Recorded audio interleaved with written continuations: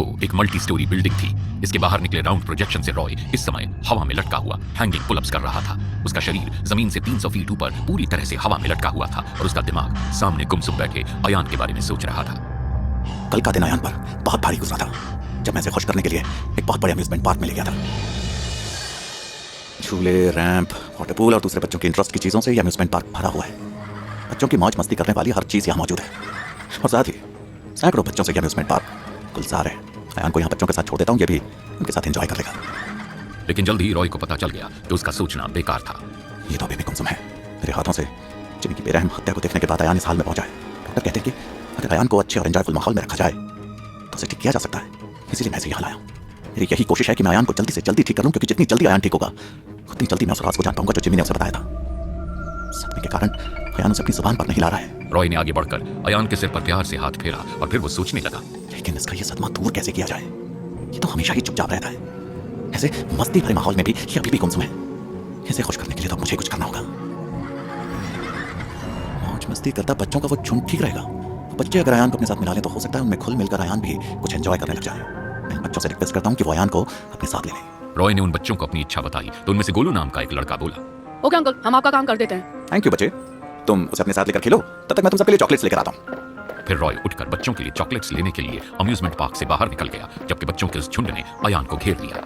तुम यहाँ अकेले गुमसुम बैठे हुए हो, क्या तुम्हें ये अच्छा लग रहा है? क्या तुम हमारे साथ खेलोगे? अरे उससे क्या पूछ रहे हो, उठाओ उसे और उसे अपने साथ लेकर चलो, वाटर पूल में जाकर मस्ती करते हैं। हाँ ठीक है, उठाओ ना इसे। कुछ बच्चों ने मिलकर अयान को जबरदस्ती उस जगह से उठाया और उसे लगभग खींचते हुए वाटर पूल के पास ले आए। सभी बच्चे वाटर पूल के पानी में कूदने लगेंगे। तुम भी पानी में कूदो ना, बड़ा मजा आएगा। अयान ने इनकार में अपना सिर हिला दिया। अरे यार, लगता है तेरे मुंह में जबान ही नहीं है। अबे चलना। गोलू ने अयान का हाथ पकड़कर उसे जबरदस्ती वाटर पूल की तरफ जाने को कहा तो अयान ने एक झटके से उससे अपना हाथ छुड़ा लिया। अयान की इस हरकत ने गोलू का दिमाग गर्म कर दिया। ओए, तुझे मालूम नहीं अपने ग्रुप का लीडर हूँ मैं, मेरी बात कोई नहीं टालता है। कोई ऐसा करता है ना तो मैं जबरदस्ती अपनी बात मनवा लेता हूँ, समझा? तुझे मेरी बात माननी होगी, तुझे वाटर पूल में जाना ही होगा, प्यार से नहीं तो जबरदस्ती से।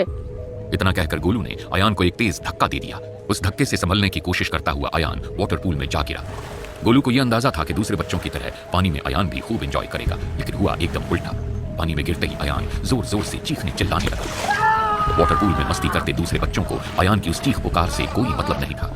लगता है वो बच्चा वाटर पूल में डूब रहा है, कोई बचाओ उसे। मैं जाता हूँ। एक आदमी तेजी से भागा, लेकिन उसके पहुंचने से पहले ही वो शख्स वाटर पूल में कूद चुका था, जो रॉय था।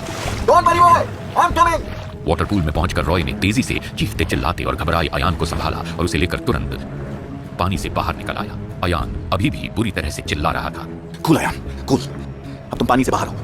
लेकिन उसका चिल्लाना बंद नहीं हुआ। वो तब तक चिल्लाता रहा जब तक बेहोश ना हो गया। अयान के साथ ऐसा फिर ना हो, इसलिए अयान को हर समय अपने साथ रखना मेरी मजबूरी है। खैर, अभी अयान के साथ सब ठीक है, इसलिए मुझे अपना सारा दिमाग अपने वर्कआउट और अपने आने वाले मेहमान पर लगाना चाहिए। रॉय के आने वाले मेहमान का नाम हबीब बकरा था। हेलो रॉय। हेलो हबीब। मैंने तुम्हें यहाँ इसलिए बुला लिया कि मेरा वर्कआउट भी होता रहेगा और काम की बातें भी। तुम्हारे पुलअप के स्टाइल को देखकर मैं हैरान हूँ। ये पुलअप करने का एकदम अल्टीमेट स्टाइल है। तुम इस समय 20 मंजिला फ्लोर के प्रोजेक्शन पर पाइप के सहारे लटक कर एक्सरसाइज कर रहे हो।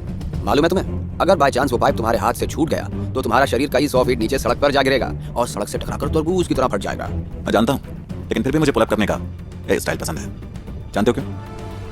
इस तरह पुलअप करने के कई फायदे हैं। पहले तो ये कि शरीर शानदार बनता है। दूसरा ये कि ऐसे करने वाले को अपने अंजाम का हमेशा डर बना रहता है, इसलिए वो ज्यादा मजबूत है, ज्यादा शिद्दत, ज्यादा ताकत से अपने पुलअप्स पर ध्यान देता है।